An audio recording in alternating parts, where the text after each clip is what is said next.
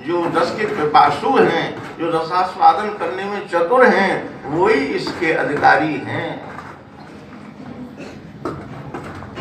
मुह रहो रसिका भावुका, रसास्वादन पराः रसास्वादन चतुराः, रसिकाः न तो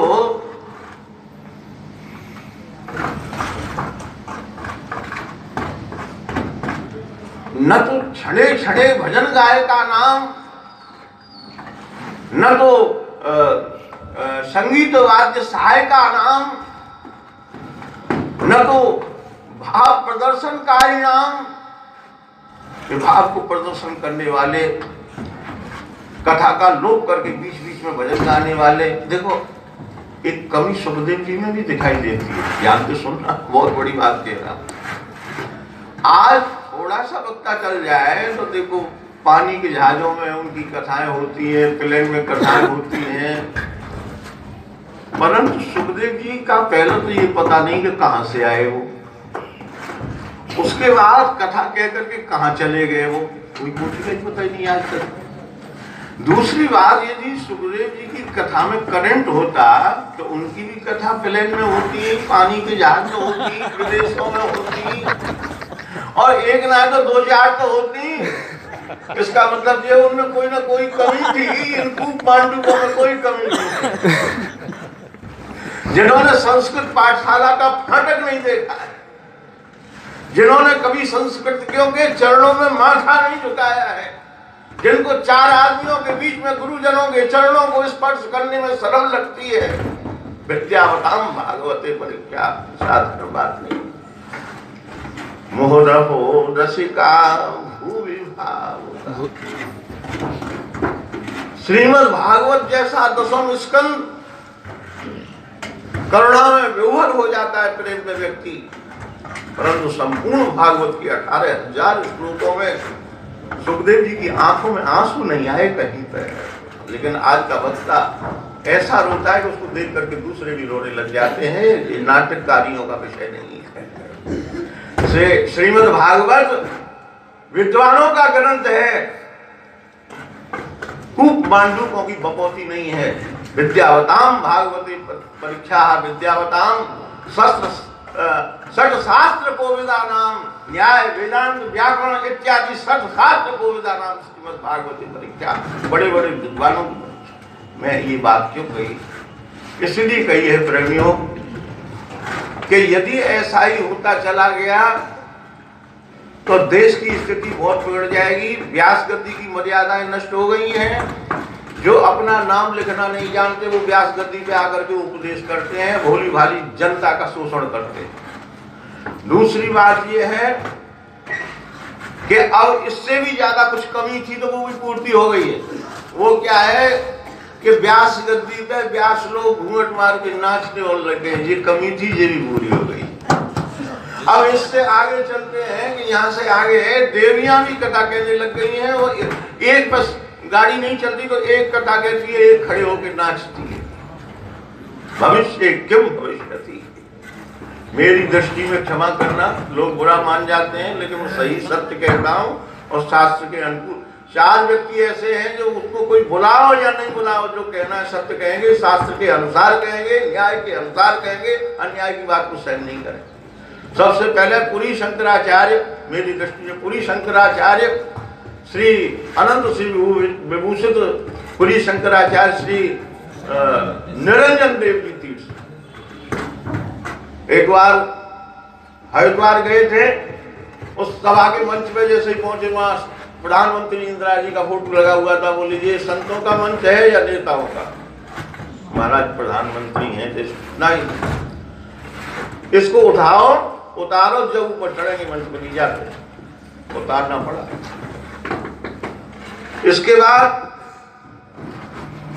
वर्तमान पुरी पीठाधीश्वर शंकराचार्य श्री निश्चलानंद जी महाराज जो कहना है वो कहेंगे, किसी लोभ लालच में नहीं फंसते।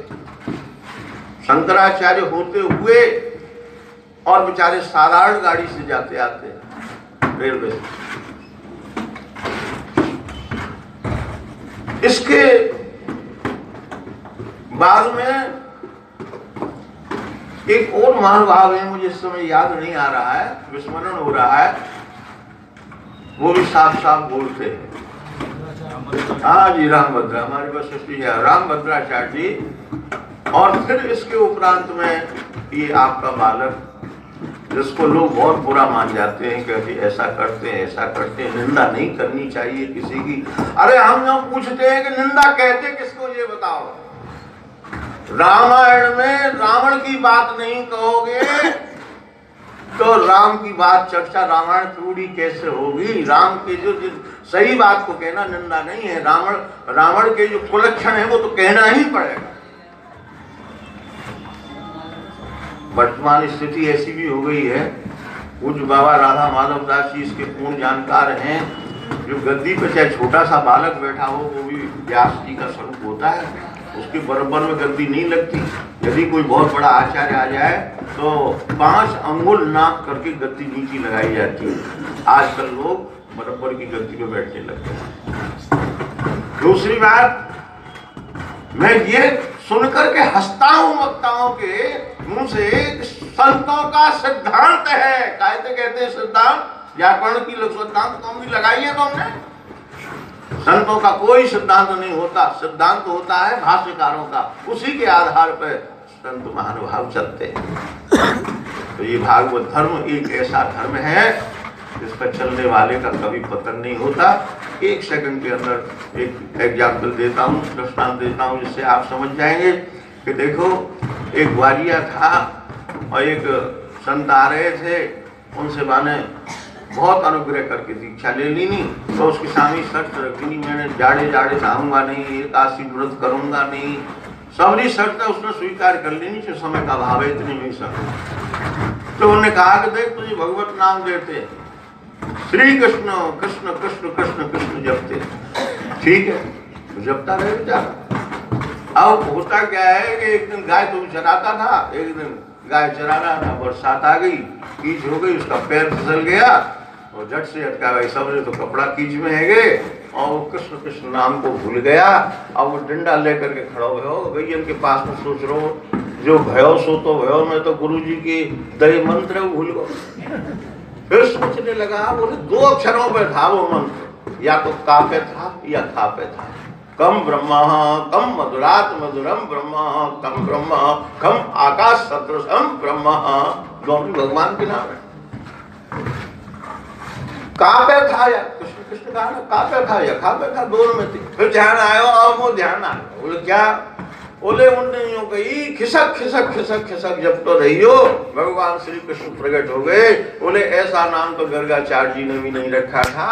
ये धर्म ऐसा धर्म है, ये भक्ति धर्म ऐसा धर्म है। वांछा कल्पतरुभ्यश्च कृपा सिंधुभ्यैव च पतितानां पावनेभ्यो वैष्णवेभ्यो नमो नमः। पूज्य माता जी ने ऐसे धर्म की जड़ लगाई है इस परिवार के लिए, कटारा परिवार के लिए, जो स्वयं इस वैष्णव धर्म भक्ति निष्ठ है, औरों को भी इस पर चला रहा है। हम तो श्री सर्वेश्वर प्रभु के श्री चरणों में ये प्रार्थना करते हैं, शुभ कामना करते हैं कि इनकी वंश परंपरा में सदैव ये वैष्णव भक्ति प्रचारित रहे। वंशे सदैव भवताम हरिभक्तिरस्तु।